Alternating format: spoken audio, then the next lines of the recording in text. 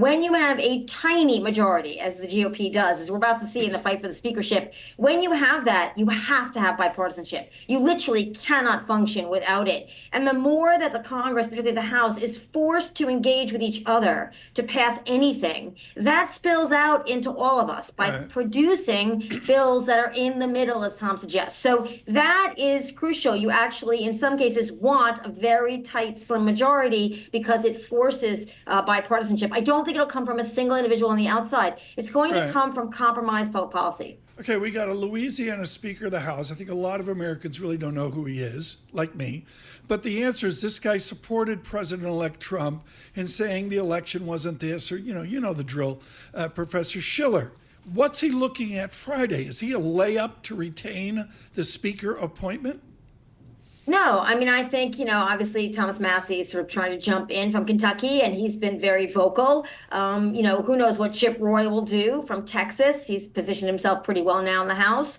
The problem for the Republicans is that some of them barely won their seats in competitive districts. Some of them lost in places like New York and California because of the right-wing nature of the most extreme wing of the party. And they just have very different electoral incentives.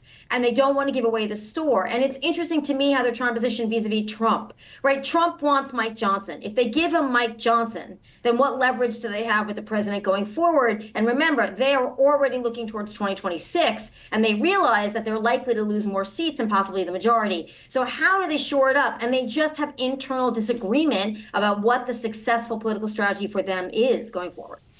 After they do presumably elect a speaker, I guess one of the early issues for this Congress, and particularly the Senate, is to confirm some of these cabinet nominations from President-elect Trump.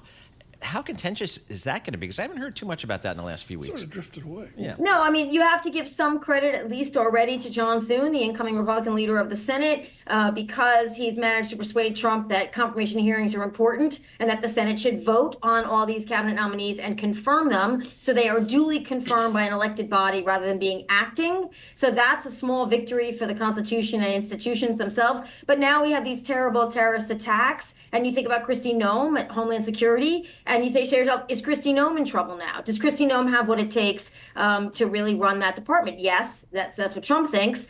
We know that the Congress has gone after the Director of Homeland Security in the Biden administration, Mayorkas. So let's just see if more nominations get a tougher hearing because of now some newfound or new threats in terms of terrorism. So the field is changing all the time on what these people have to handle. And the question is, how deep will the Democrats go in their criticism, and which one of these will be the sort of sacrificial lamb in addition to Matt Gaetz, where the Senate says, no, we need somebody else. We're just going to wait and see. And if it's tumultuous in the House, there's far more pressure on the GOP and the Senate to make things go smoothly for President Trump.